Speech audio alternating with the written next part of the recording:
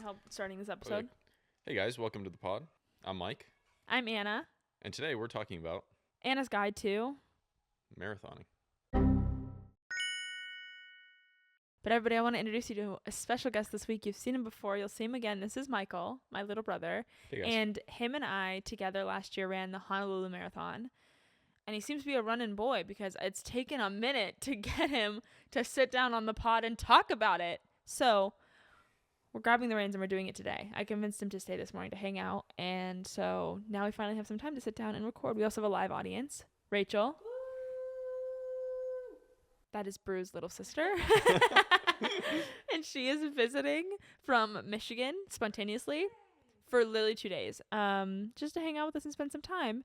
So all the siblings are together, and I thought, what better day than today to share what it was really like running a 26.2 mile marathon. Yeah.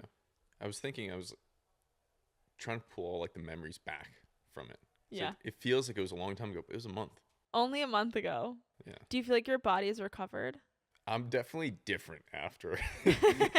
I've been having trouble running again, honestly, since, but I've been able to like bring other, activities back into my life again. Yeah, which we'll get into after Yes. we do our rosebud thorn. Do you like the little liaisons? So we have to start with the rosebud thorn every episode. You've done it before. You know what they are. Do you want to start with rose or do you want to start with thorn? I start with the bad. Okay, start with the bad. Get it out of the way. My bad is easy. I think that I was really, really having an off day yesterday because yesterday was Saturday and was the TikTok ban day. It's been a weird 24 hours because we woke up this morning to it still being gone.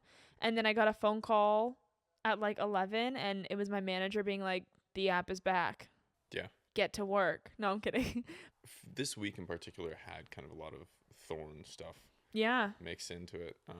I think the big one for me is seeing all the devastation from the Palisades fire. It wasn't even just that fire was very significant, right? It affected so many people and had so much destruction. But even just the fear, I think locally around the fires, was just a different level of stress this week. We had one in Ventura that popped up, and it started up, it was at I want to say 7 or 8 at night. And I was driving on my way home, and I saw it from the car. And I was like, oh, no way. And the winds were just starting to pick up again. But thankfully, fire crews were able to take care of it quickly. But that night, I was staying up most of the night because I was just waiting to hear my, I got my stuff kind of packed up. And I'm like, all right. Do we go? Also, it's not a chain, something that happens. And it's okay, we're all we're going to be sad for 1 week and then everything's going to be back to normal again. It's we had so many friends come over this weekend who talked about losing their house and even last night when we had the game. I feel like it's been kind of I've been trying to host a little bit more to keep community between our friend group and go to stuff with friends to just even in our small little pockets of LA, help them and uplift them and make them feel like they feel they can lean on and a house they can go to that's just cozy and full of food and, a safe space to hang out. And if they want to be sad, they can be sad here. If they want to be not thinking about it, we can not talk about it. Exactly. But it's going to be a wild ride to see how that's going to take a long time to kind of, it's not an overnight fix. Yeah. Related to this episode, this is an easy but I have a feeling that we both probably have a similar one. We have 2 big training things that we're working on. Yep. So I feel like that gives me hope. A nice little hope, a nice little thing to look forward to, a nice something that that's going to be a trip, a workout moment. It gives you something to grow towards. So yeah, those 2 are what I'm thinking about. Should we say them now or should we save them until we're talking about it? Save it. We'll save it. Okay, we'll save it. But I agree. Having plans going forward that even with everything going on and maybe being a bit overwhelmed right now, I think for me, something that's really keeping me motivated and keeping me together is knowing that I have distinct plans of a goal at this point in time and just knowing the steps I want to take to make that happen. Yep. That's keeping me sane right now. Yeah, 100%. I agree. What's the last one? The rose? Our rose. Rose. You go first. I went first on the last 2. My rose for this week is I bought a new bike.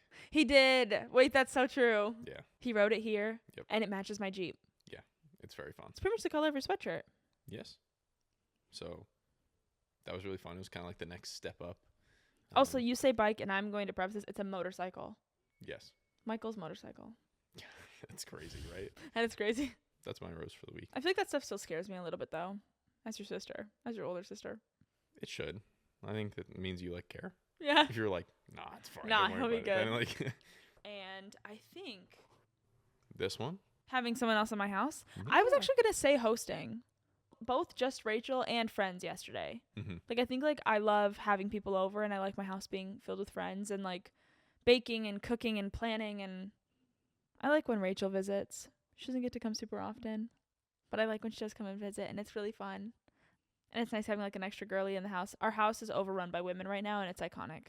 We have 2 little felines, the girlies, Sugar and Baby. In case you didn't know, I'm fostering 2 small kittens. They were up here a moment ago, but they've vanished on us, unfortunately. They got a little bit tired of being in an enclosed space. And then Rhea and Rachel. So this house is for the girls, because this year we picked up some very interesting hobbies in 2024. And going in 2025, we've not only, like, accomplished one of the big hobbies, but we've extended to being even more aggressive in our hobbies. Mm-hmm. But I think we have to start from the beginning. Why did we run a marathon? Asking that question is, like, going to explain a lot. I'm ready. Because I still don't know. I don't want to come into this and be like, we know what we're doing. Honestly, we don't. We're making this up as we go. The whole, like, we survived a marathon, and I think that was a great, testament to the training and everything that we've done so far. Yep. But in reality, we started doing the marathon training because we were like, why not? Screw it. Let's do something. Before starting to train for the marathon, I never ran further than 1.25 miles in my life. My longest was I did the 10K at the Alaska Great Lakes Project thing. Did you do that? I did that too. Okay. I take that back. But let's also recap this, that was 10 years ago, at least. And I could not walk for days after No, that. I ran the whole thing like an idiot, having never run longer than 1 mile.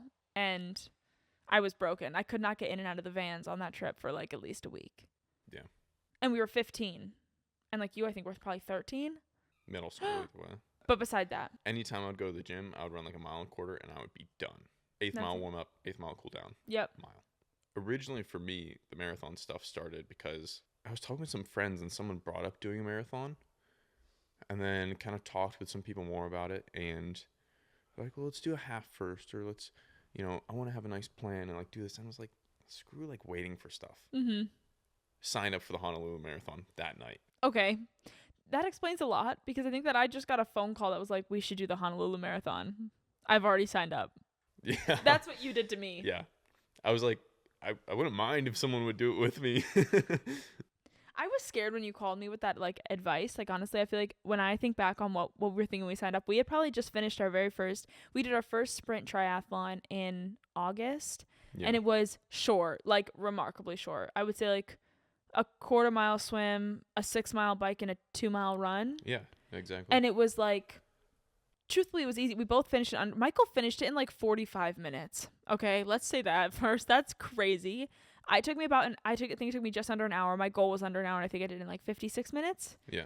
And I feel like we kind of caught like a fitness bug from that. Totally. Also, I really enjoyed having 3 different things to focus on. It wasn't like we both grew up swimming, so we knew we could swim. Yeah. Neither of us had any experience running, but biking's, like, it's not an easy sport to be good at, but it's an easy one to complete. So, like, we knew we could ride a bike for 6 miles. Exactly. Yeah. So it felt like that's the best way to start too. It's like you still question if you can do them, like, one after another. Yep. But in reality, it was like, no. No, it wasn't bad. You could totally do it. I think the scariest thing was when Danielle took me to my very first open water swim the day before the triathlon. It was in Venice Beach at 5:00 in the morning. She picked me up. We get in the car. We drive out to Venice. We walk out to the beach, and there are 8-foot swells on the ocean. Yeah. And they're like, we're still having it. And I was like, is this going to be what it's like the day of the actual triathlon? Like, am I going to have to swim through 8-foot waves? Was it the week before or the day before? The day before. Because she was like, you just have to try it once to get accustomed, which I'm glad we did, because it was weird swimming in the ocean. Mm-hmm. But when we got to Santa Barbara to actually do the real sprint try, it was so short that it was like no big deal. Like, it was so short. Like, and also it was so calm. It was kind of in a bay, so, like, there wasn't that much concern. But in that moment that I was doing that first one, I was like, oh my gosh, I might not survive this. Like, this could actually be really difficult. And then it ended up being okay. Yeah. But I feel like we finished that triathlon and it was immediately like, what if we did a marathon? I guess you're right. Yeah, that was the next thing we did, wasn't it? Like, it was maybe we did sign one up for more. The LA try? I think we signed up for the LA try too. Okay. We might have done that right before, and then we also threw the marathon on it. And then we were like, the LA try is our, like, practice. Yeah. It's an extra cross training day. I think it's like what we had kind of joked and called. We were like, oh, it's just going to be an extra day. It's not actually going to be like a real I don't know. We're not going to try as hard. Exactly. It was like, we just have to survive this. Also, some great advice. I took the first one super seriously. I was like, I'm going to go so fast. I felt like that was one of my mistakes, because in the LA one, I was like, nah, whatever. I'm just going to do my best and like, let's have some fun. And I did way better on the other one because I was like, I don't really care the whole time. Where the first one had a lot of pressure on, like, I wanted to hit a specific time and like try to achieve this. And then I felt like because I didn't hit some of the goals I wanted, it like took it away from me. Even though I think I accomplished something that was huge, overall, like, objectively really cool. I felt like a little defeated that day because I didn't achieve the goals I set for myself. No, 100%. I feel like a lot of people's first fear, though, when they're like thinking about doing marathons and triathlons is like, oh, maybe not even triathlons, but like marathon. I think running is kind of having a hot moment right now. Like, I feel like I'm at the age where there's like this joke where it's like everyone's getting married or they're running marathons. One or the other. So like, and you know what one we're doing. But so with that, it's kind of this thing of like, I think people are afraid to sign up for that first one, though. Yeah. What do you think gave you the confidence that you were like, no, I'm going to complete this? Well, I think it goes back to kind of what I was saying earlier, or kind of like my bud for right now, right? Mm-hmm. After talking with some of my friends, like one friend in particular was like, their approach to it really felt like they wanted to almost be like trained before having signed up for it. Yeah. And I think there's not really a point that you'll ever feel ready. The night before the marathon, we were like, did we run enough? Yeah, did we do enough? Like, my longest run was still 10 miles shorter than the full marathon. Yeah. And like, let that sink in. 10 miles is crazy. Yeah. I remember we hit that 16-mile mark. And you saw the panic in my eyes. Where I was like, Anna, this is the furthest you've ever ran in your life. And then you're also like, I have to run 10 more miles. Yeah. I was like, don't remind me. But yeah, so what do you think would, like, if anybody is considering, okay, like, we're sitting here right now, I think it's easy to look back to as, like, we've finished it. Mm-hmm. In the moment, I think what I guess not to be like, let me ask a question and then also answer it. But I think for me, like, when you had called me and said, I'm going to do this marathon, the one part of me was like, I think if I sign up for it, it's inevitable that I have to be able to do it. Yes. Like, I think taking the risk, like, I was not at all prepared. I think the one thing I did before that gave me a little bit of confidence is I decided to go for a run that was slow but consistent, and I wanted to see how far I could run. Mm-hmm. And I think I ran probably 10-minute miles, and I just ran my neighborhood until I got pain somewhere or until, like, I couldn't anymore. Yeah. And I remember I started to get, like, a knee pain, and I was like, ooh, this is a good time to stop, and, like, I'm almost there. And I ended up hitting, like, 7 miles. Yeah. And I was like, okay, wait, that's, like, honestly, like, a quarter. Exactly. Of like the run. I feel like, is that a quarter? Is that a sixth? It's a quarter. Okay. I was like, that's like a quarter of the run. Like, I think I could do that 4 more times if I had a little bit more training under my belt. Mm-hmm. And like, that's what I think gave me like a smidgen of confidence. Looking back, that's like, you kind of hit the runner's high now at that when you're in the marathon. Like, that 7 miles is now your warm up. And you'll be shocked how quickly it becomes natural and feels like that. But I think like the best thing that you can do if you're thinking about doing something and taking a risk is to sign up for it. Absolutely. Like bite the bullet. Give yourself that deadline, and then you're stuck. Also, you get charged like $400 or $500 when you sign up. You're also like, so I am financially tied. Exactly. I financially have to do this. Yeah. I also think there's like this element of, we picked something. This was maybe like, I think some people were like, that's dumb, but we had picked one that was about, I think by the time I signed up, I was about 10 or 12 weeks out from the marathon. Yep. It was so close that there was this like little bit of almost like fire under you to be like, hey, you got to put in the work. Like this is coming up. You have to start running. Like there's no like, I'll sign up and I'll get to it in a month. It was like, I think I signed up and started running the next day. Yeah. Yeah, exactly. And I think I signed up at like 14 weeks. Mm-hmm. And I think the recommendation is like, give yourself at least like, 16? I thought it was like 14, 18. And so it'd be like around 16. And I did my first run because I was like, you got to get on this. Like, let's make it happen. And I got hurt on the first run. I couldn't run for another 2 weeks after. And then, it was like 3 months we had left. Prior to the marathon, what were you the most afraid of? Like going into knowing that you had to run the 26.2 miles? So before I signed up. Or maybe after you signed up while we were training, maybe. I was scared of getting hurt during it. I think that's the biggest fear. That's like, that'll stop you. I was afraid I was going to shit my pants. That too. Honestly, Like, I was afraid of tummy aches. having to go to the bathroom or get hurt, which then it's like during the thing you can totally go to the bathroom. No, you absolutely Also, we did not, but you to can. change your mindset that it's not a huge problem to stop. Because I think you and I, when we started running, we were like, we can never stop running once you start. Then it doesn't count. It's like, okay. You still finish the marathon even if you walk a portion of it. Yeah, if your shoe becomes untied and you have to tie your shoe, you didn't lose the whole day. You Yeah, still exactly. had to run You still 26 ran the miles. marathon. Exactly. I agree. I like, even when I was doing my training, it's so funny you say that, I would get to stoplights and jog in place because I was like, if I stop running, I've failed. Like, I haven't done the thing. You're like, it doesn't count. And that's not real. It's even crazy to see, like, during the marathon, how many people were like, they ran for a long time, and then they walked a little bit, and then they ran for, like, they would catch back up to us, and then they'd walk, and then they'd catch back up to us and walk, and, like, we ran consistently, and I was kind of like, damn, they're kind of popping off, like, doing the run-walk situation. Totally. But, yeah, I guess that's true.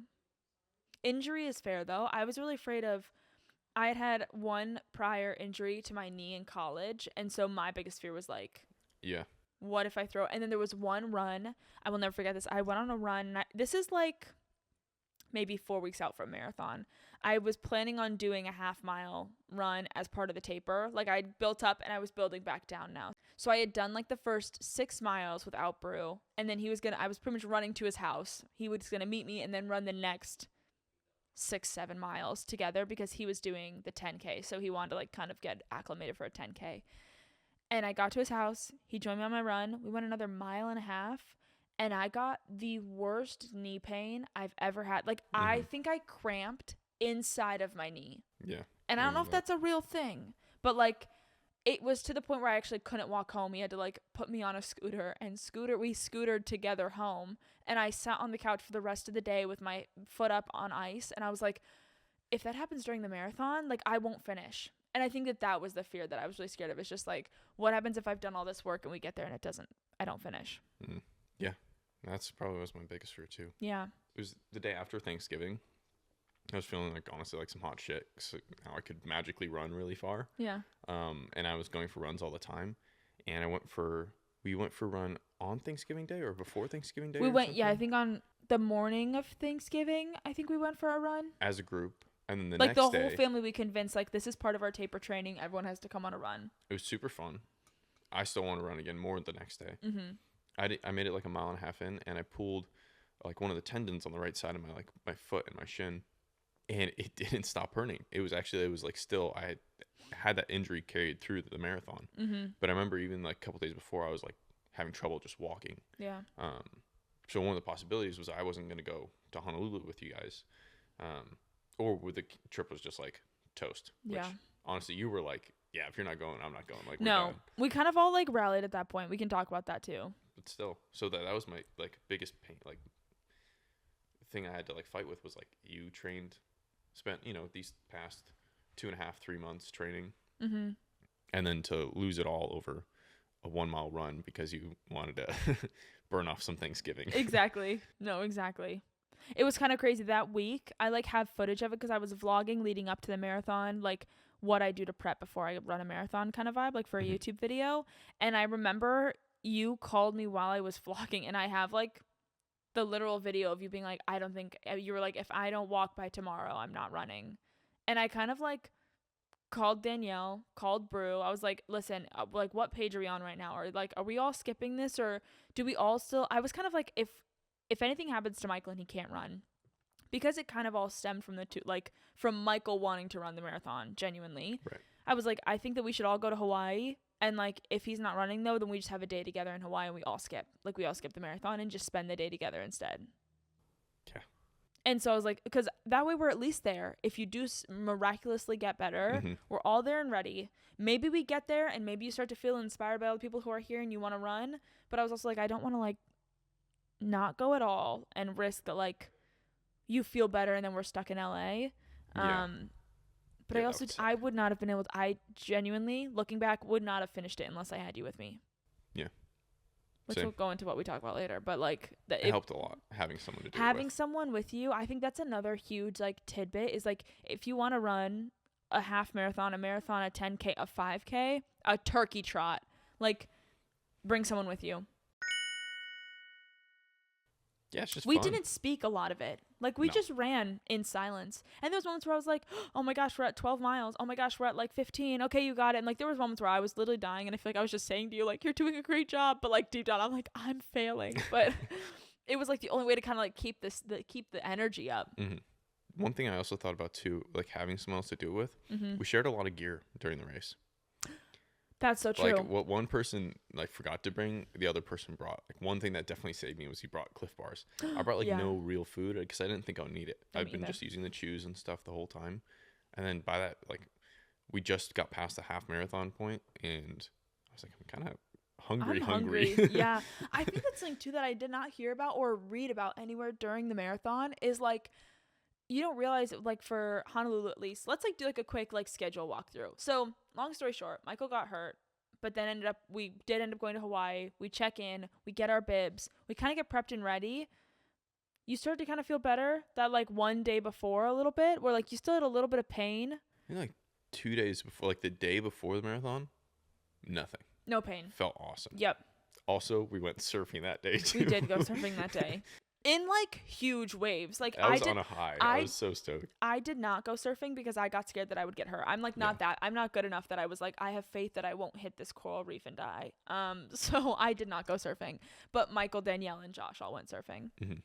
And then we get there, we get to Honolulu, we check into our hotel, check into the Marathon Expo, get all our stuff. It was so funny because everybody got a t-shirt, and Michael and I were like, hey, like, we didn't get t-shirts in our bags. And they're like, oh, you only get a t-shirt if you finish. We're like, we have to finish the marathon to get a t-shirt. So we get back to our room. Everybody checked in. Mike starts feeling better. Morning of the marathon. Woke up at 3. I showered because I wanted wet hair to be able to braid. I didn't shower, but I made us all oatmeal. And Michael made us all oatmeal. That was our morning breakfast, was oatmeal. Had to be out of the house by 4 because the race started at 5, and we had a mile. There was no way to drive your cars on the roads in Honolulu at that early in the morning. They had kind of shut everything down before the start of the marathon. So we ended up walking the mile, which was kind of nice. Like, it kind of got us a little warmed up. Yeah, totally. Like, kind of got us like situated. I feel like we kind of felt fresh then. There were so many people. I think they ended up saying how many, like 28,000 people.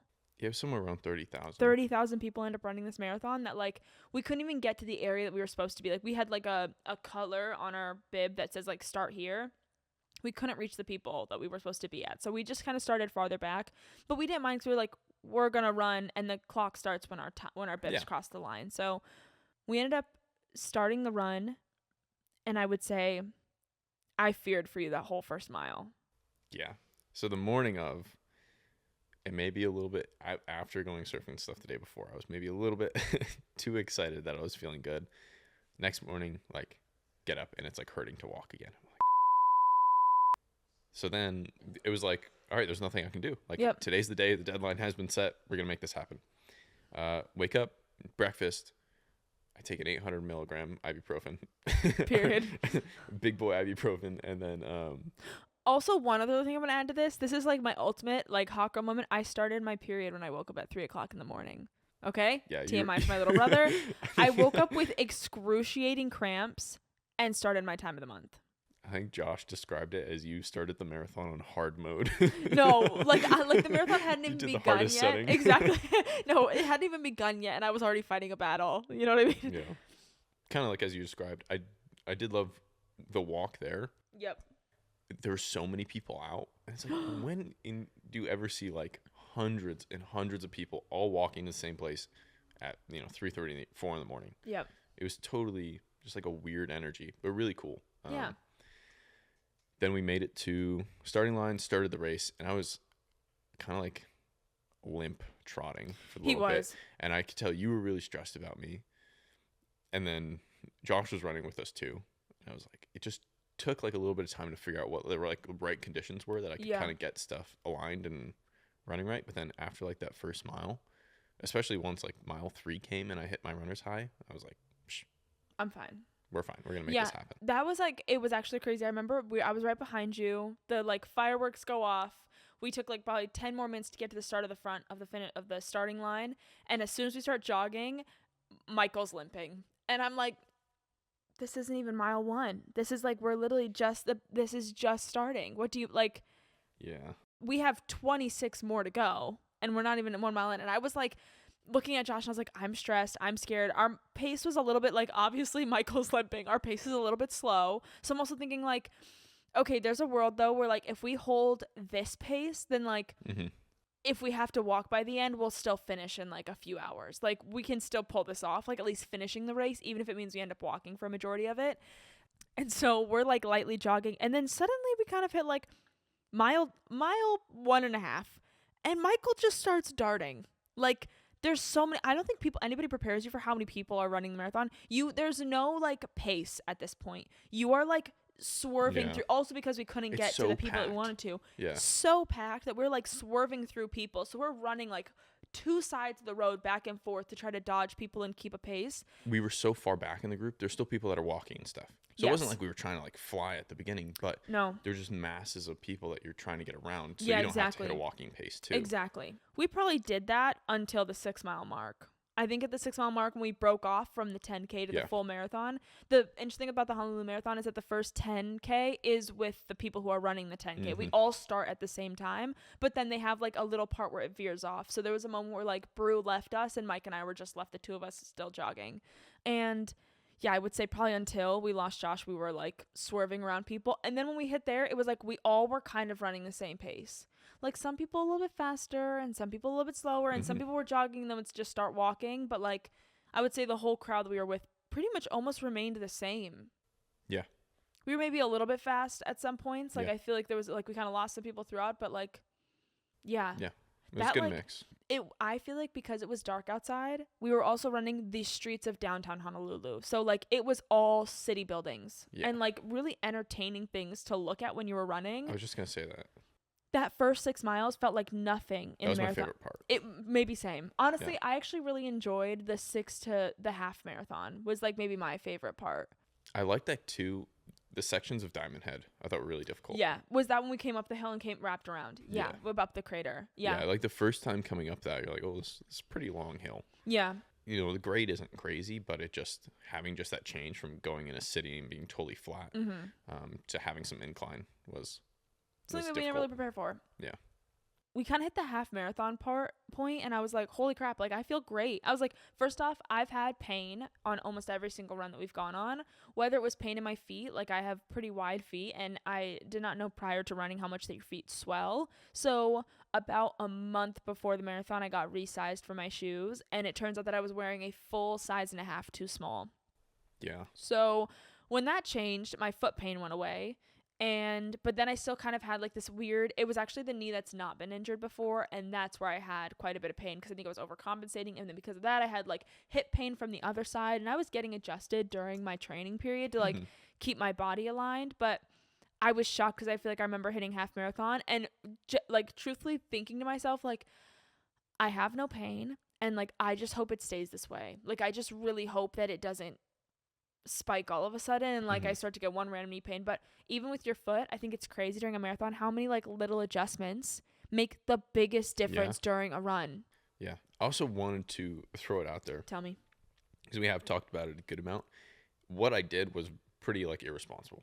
I will admit, like the fact of like me being like, you know, knowing something's wrong and still being like, I want to try and do this. Yeah. I was definitely in a mode where I was a little bit like, I just felt like I had so much like emotional weight on this like race that I had to like complete it. I had been working for this goal. I put so much behind it that I was willing to risk like potentially hurting myself over it. Not a good idea. Don't also don't example. Run on an injury. That's just poor decision making and like poor like foresight on my hand. I agree. I think there was like a lot of like pressure. Like I think this was something you're really looking forward to and feeling like you could like check off your bucket list. We kind of joked that the marathon idea was dad lore. Like one day when we have kids that we can tell our kids like, yeah, we ran a marathon on a whim in Hawaii because we were just feeling like it one day. Like we kind of want to have that the bit. Honestly, I like tried to remind myself. I think like I'm gonna use the word ego because I think that's the easiest way to put it. Is like I think that I had a lot of ego tied to it, where it was like I was really stressed from just an online presence that like there was a part of me that worried that I would finish and people would be mean about the time that I got. Yeah. Like, I think I had a weird ego about, like, I just don't want to, like, feel embarrassed about where I finish. So I feel like so I was like, but I knew, truthfully, I could not do it without you. So I was like, I would rather take the L of not doing it at all than, like, do it by myself. and like not have someone to help push me and like make me better. Right. I think it was like the same thing like with yours. It was like, I think you would rather have not been in Hawaii at all than like go and have to sit on the sideline and watch everybody else complete something that you really wanted to do. And like that's a hard pill to swallow. Yeah. It was like, because we were still talking about going there. It's like, just being there. I was like, hey, but it all worked out. Listen, but I did just want to give, potential viewers a heads up. A little disclaimer. Don't run on an injury. Don't do it because it's like fun and exciting. Even if it's a good story.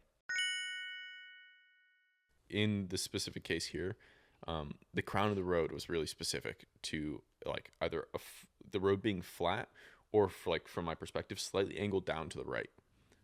If I could run on those conditions, and we always kind of stayed to the right side of the road because of that, it was perfectly fine. Also, I feel like when we had a bit faster pace too was something that like really helped you. Yeah. Speeding up and slowing down a lot was kind of annoying and frustrating. And then if we could just like keep the same pace and then stay on the right side of the road, I was perfect. Once he kind of figured that out too, he like whispered to me, he's like, I think if I'm on your right this whole run and like we're running at a 10-minute to a 10:30 mile, like we're doing good. And I was like, okay, deal. Like I was like, I've trained for that. I can run at that pace. That's good.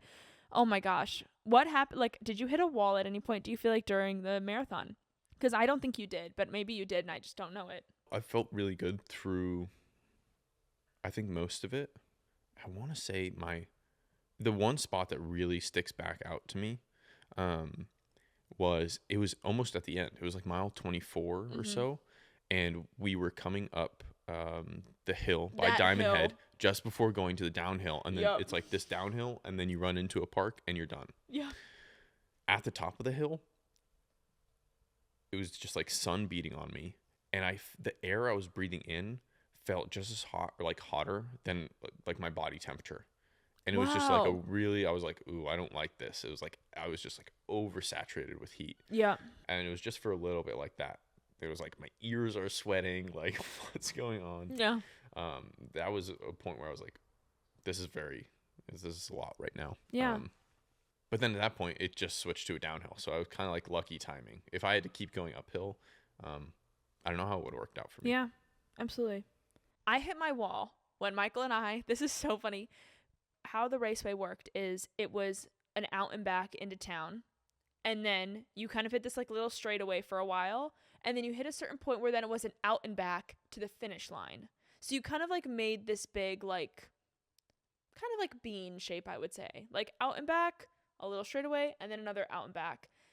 And we had just reached the end of the farther out and back, which is about, I think it was about a 10-mile out, like it had to be. We ran out 10 miles and then kind of did a turnaround and came back. We were at the turnaround point when we hit mile 16.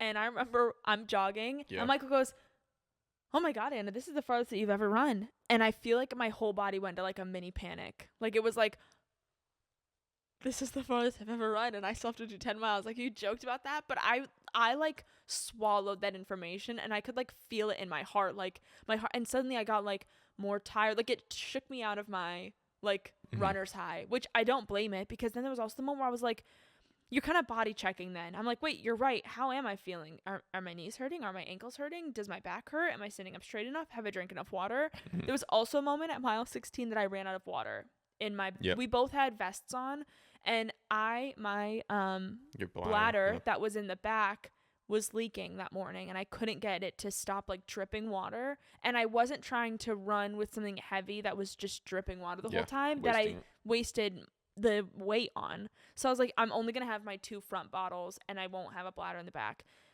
We at mile 16, I'm out of water. Michael hands me he still has 1 full water bottle left, so he gives me his. And then I think we were both out of water by like mile 18 or 20. And at that point then they're having water stations every mile to 2 miles. Pretty much every 2 miles, I would say. Maybe it was every mile. It's 2 miles. Every 2 miles they were having a water station. I think so. Oh, maybe they're more.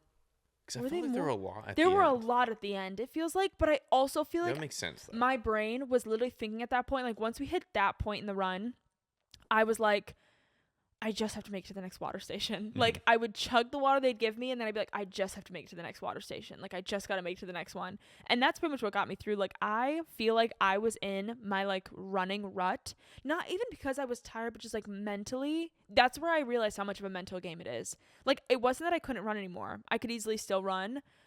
I just was so, like, my body just was tired.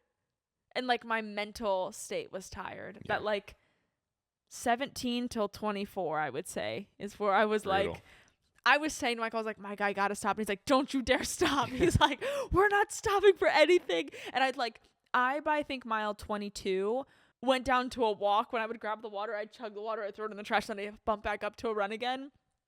Michael, an absolute beast, would run out past me as I stopped to get my water, drink it, and throw it, and then turn around and run back towards me to meet up with me to run back what he just ran again. Michael's watch, I think his Garmin ended up measuring that you did like 28 miles. 27 and a half. 27 and a half instead of the 26.2 because of how many times he like would do out and backs because he could keep the pace somehow. I don't know how you did it. But I will say that mile 24, getting up the hill, that one lady on the corner was like, once you make it to the top of the hill, it's downhill till the finish. And I was like, period.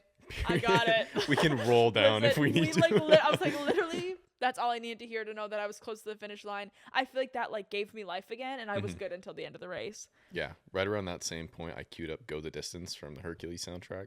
You said that. It's like that brought me back. Like, I'm ready to go. But yeah, and then the finish line was so fun. When we got down there was like, my mom was waiting, my dad was waiting, Josh was waiting, Danielle was waiting. They had signs, which I like mentally when I saw it, I was like, they had enough time to go to the store and find poster board and make signs while we were running this. No, Danielle, of course, came prepared and had all of these signs pre-made for them. Did you feel like the finish line was the longest freaking run of your life? No. Really? No, I thought that was super fast. No, see, I feel like I remember, like, we came down the hill, and they had the signs for, like, the finish almost being there. Oh. It felt like we ran another 2 miles once I saw that. There was one arch that looked like a finish line, and that was messed up. That's messed up. That's messed up. Because I was like, oh, it's right there. And then we passed under. I was like, wait, that wasn't the finish? No, that wasn't the end. No. Yeah. But we survived it. I still like giggle. It's so funny. I have like anxiety right now talking about it. I like can't believe that we finished that race. I mean, we finished at the exact same time in like a little bit over 4.5 hours. And like, that's shocking. That's a pretty good first marathon time. I'm super happy with it. Super proud of it. But we got more coming up, so we're going to make it better even. We have to make it better. Do you want to talk? Okay. The first thing coming up. I did want to backtrack a little bit. Okay, backtrack. Never mind. Sorry. It's one thing I meant to ask you about. Oh.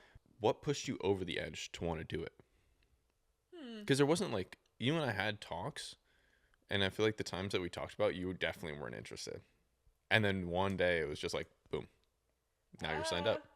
Okay. You did bring up that run you did, but now I'm trying to like. Really understand why? Okay, do you want like the honest answer? Yeah, let's do it. I just didn't want you to be alone. Oh, that's so sweet. No, I really, like, I talked about it a lot in therapy. That's why I asked you. I just didn't want to be alone. No, I didn't want you to do it by yourself. Like, there was the part of me that was like, I thought a lot about it, and I like kind of told my therapist like, hey, I'm like thinking about doing this thing, but I hate running, and I like have a lot of anxiety about like if I don't do it good enough that like people are gonna be mean to me about it. Yeah. And I'm a big control person. And if I know the stakes are low enough, I know I can control, then I can do it well.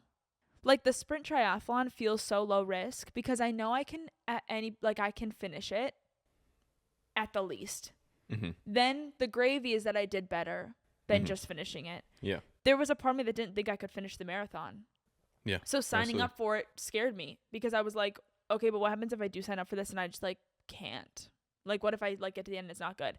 There was also the part of me that was like, I tried to picture you out there alone for 4 hours, which we'll talk about something else that you're doing later. That means you have to be alone for that long. But like, I knew that this was a big emotional deal for you, that I wanted you to feel supported in it. But I also had a lot of fear that I was going to hold you back from being as successful in it as you could be, which I still do think I did. Michael could have finished that thing. Give me some.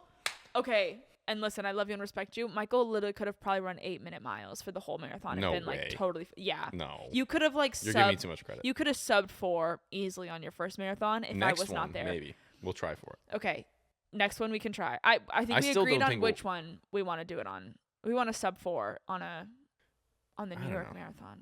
Yeah, we'll save it for New York. I'm like trying to save, like, I don't know, unless we're really feeling good, then like we can kick it up. Like if we're like starting the run and we get to a half marathon and I'm like, we're cooking, let's keep going, then we try to sub 4 on the next one.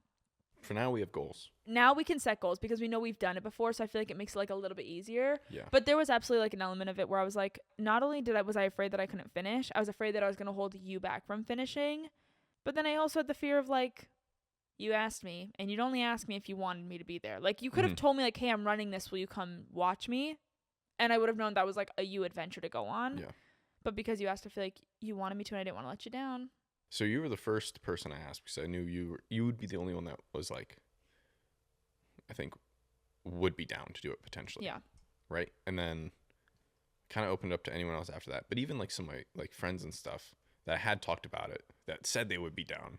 They weren't really that down, you know? So I thought it was sick that it was like, this wasn't even on your radar. No. And then, boom, you're in. I wasn't going to let you do it alone. Shit. Here we are. Here we are. Now we're marathon runners. Yeah. This is Anna's guide to the Honolulu Marathon. We'll have Anna's guide to training next, and we'll bring Michael back in for Anna's guide to training. Yes. But let's preface what training is going to look like because we have 2 really big events. Do you want to share the first one, and I'll share the second one? Okay. Yeah. Okay. So the first one, I'm trying to think of how it started or what time we signed up for this. But pretty much the next step from where we're at, we did 2 pre-marathon we signed up for this. It was before the marathon, right? So we did 2 shorter length triathlons so far.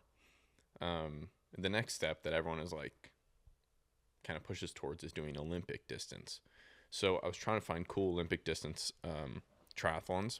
And I think there's some aspect that's fun of like finding them in cool different places to go to. Yeah. The one I found that I liked was the Lava Man, and it's held in Kona, or more specifically Waikoloa, and that is the big island of Hawaii. And this is an Olympic length triathlon. I like this one because we won't have to wear wetsuits. The water will be warm enough that we can just keep our tri-suits on, which is going to help us have some better swimming times, I hope, better mobility when we're swimming.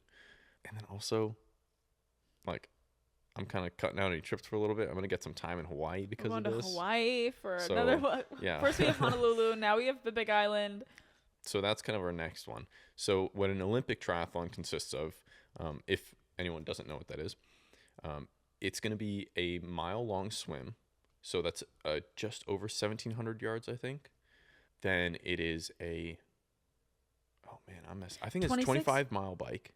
26-mile bike? Yeah. And then the run is a 10K. So 6 miles. 6 miles.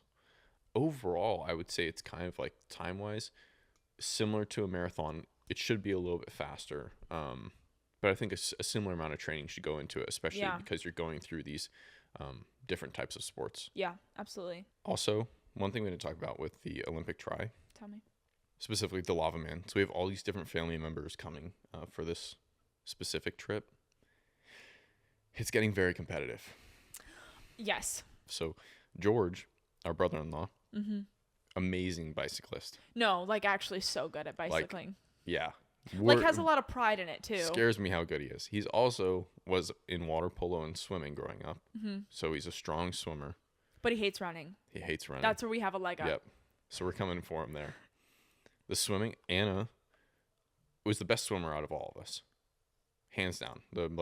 She held records in high school, like Michael, above and beyond. But you at this age, I feel like, are much, much, much, much more proficient swimmer than I am. I swim a lot. I'll give myself that. But you got that dog in you. I'm gonna come out of the woodworks.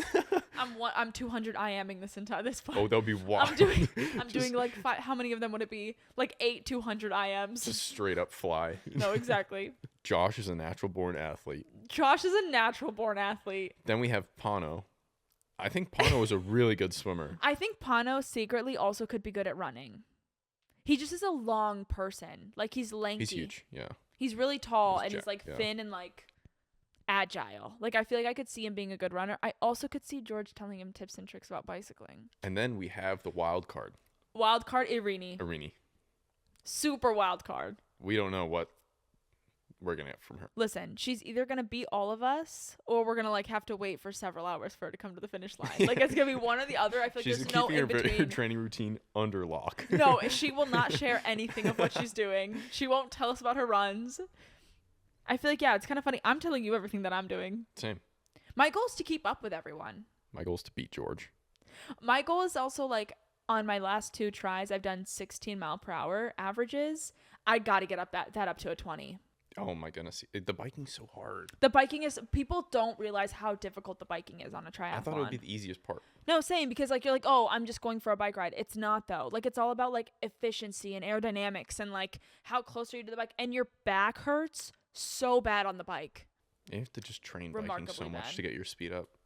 Yeah, it was really interesting. I was like doing research last night when TikTok got banned, that I was like, I think if all things hit the fan, I'm gonna become an Olympic triathlete. And I want to be an Olympian in the triathlon section, but then I Googled it and they do it in 2 hours. And my goal for this one is 3. So me shaving an hour off of my first goal time seems a little bit unrealistic, but we'll see how that goes. But yeah, so we have our first Olympic length triathlon, and we kind of want to make the first one a big deal too. Like we've done 2 sprints. I'm actually doing another sprint triathlon in Florida next month to prep in like literally 2 weeks. 2 weeks? Yeah, like in 2 weeks. Damn. Yeah, I know. That's because Brew is also doing that one with me. He's also doing the Olympic length try. We convinced my sister's husband, my brother-in-law George, to do it, and both of his siblings. So we kind of have like a big group of us doing this Olympic length try. And 3 weeks later, after completing the Olympic length try, Michael and I will be flying out to London to run the London Marathon. I'm so excited for that one. We got sponsored to run the London Marathon, which is crazy. So we're going to be running it with oh, I don't know if I'm allowed to say yet.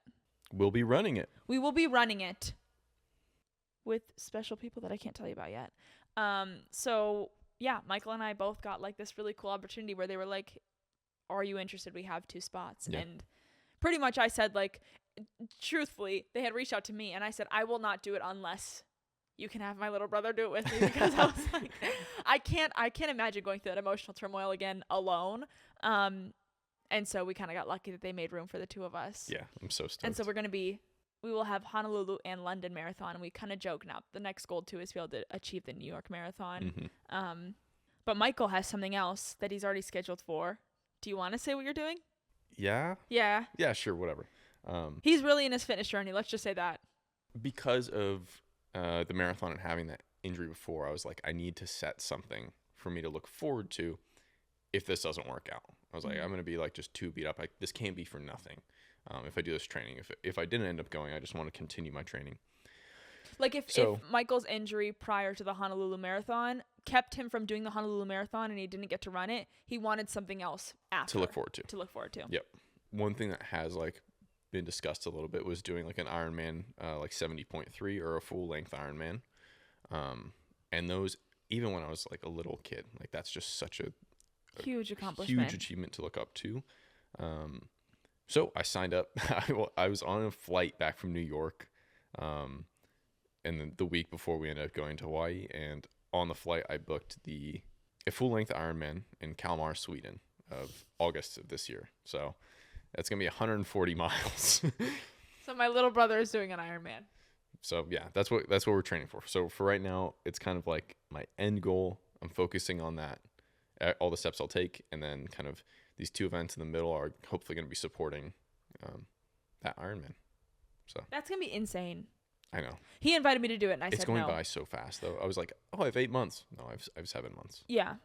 So I would do a 73. Like, I would consider a 73 only because I feel like a half marathon, like, kind of seems exciting. Like, I really enjoyed the half marathon pace during the actual marathon. But I also am I've always been a bit more of a sprint girly, and the Olympic tries, I think, will be my really sweet spot. I'm hoping that it is. Mm-hmm. So we'll see. Yeah. Usually this is a segment where we go Anna answers, but instead we're going to be having Ask Michael Anything. Ask Michael anything. Ask Michael anything. And I'm going to ask you a handful of questions. A lot of these are not related to the podcast. Yeah, a lot of these are if you want a girlfriend. But here we go. Let's start with, what was your celebratory meal following the marathon? Oh, this is great. Okay, I remember it distinctly because Josh and I had the same thing. We both had these like massive double cheeseburgers with bacon on them and fries. Slay. I had an acai bowl. That was my celebratory. Yeah, you went the healthy route. No, I did because I literally thought I was going to be sick. Like, I just remember the feeling after finishing it. I was like, I'm going to throw up anything that I put in my body. So I was like, I just need a bunch of fruit and like something like cold. Michael, what do you do for a living? Do you want to share that? It's kind of a mix, but I'm a mechanical engineer, and I largely focus on machine programming. So what I spend my time doing is more or less designing and manufacturing automotive parts, and it's a cool gig. Can't complain. I get have creativity in what I do. Maybe not in a traditional sense of what people might describe as creative, but I don't know. I express it through how I make the parts and the tool paths I use, and the quality I try to put into things. Okay. Slay, Michael. Yeah. So that's a good way to put it. Okay, did either of you get shin splints, and how did it help? How did it help? Or how, and what did you do to help? Sorry. Oh. Did either of you get shin splints, and what did you do to help? I've never had shin splints Me until either. I tried to run after the marathon. That's right. I joined you did say that. a run club, and I went to meet up with the club last week, and during that run, my left leg now has shin splints. I'm like, why? I would recommend staying off it, icing, stretching, warming up. Like for warm up, I do think just like walking, maybe like a brisk pace walk is good for me. Okay, slay. TBD on the shin splints. TBD on the shin splints. There's like some interesting ones, like how does it feel to have a sister in the spotlight?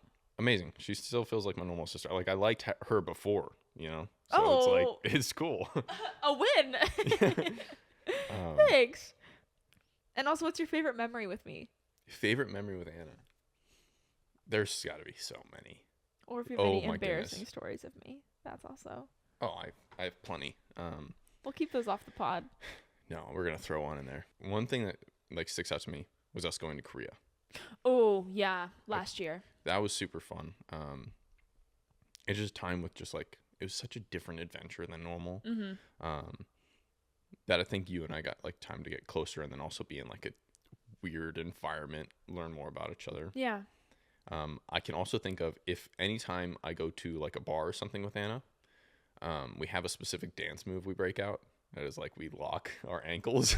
Oh, and we swing in a circle around. like this. And we've done it multiple times. We did it one time when we were in Paris, and we like knocked over some people in their drinks. Did. They were pissed. They were very angry with us. But then Michael went and bought them all drinks, and then everyone loved us again. Yeah. Well, Michael, thanks for coming on the pod. Of course. That's a wrap on today's episode. Yeah. But the Honolulu Marathon was amazing. Thanks for inviting me to do it with you. Of course. Yeah. And thanks for doing it with me. I had so much fun. I loved it. Now we have London ahead of us. Yeah. Woo! London Marathon. And thank you so much, you guys, for listening to today's episode. You can always follow along at the Anna Guide on TikTok and Instagram because TikTok's back, baby. And you can also follow my personal at Anna X Sitar. And check out the video versions of these podcast episodes on YouTube at Anna's Guide Podcast. And don't forget to like, comment, subscribe, save, give us a little 5-star rating, share a little heart. And if you want to see Michael more, comment it on any of my posts and we would be happy to bring him back. Because I know we're going to need a part 2 for at least this topic. So thank you, Michael, for being here. Thank you, Anna. Thanks, Love guys. y'all. Bye.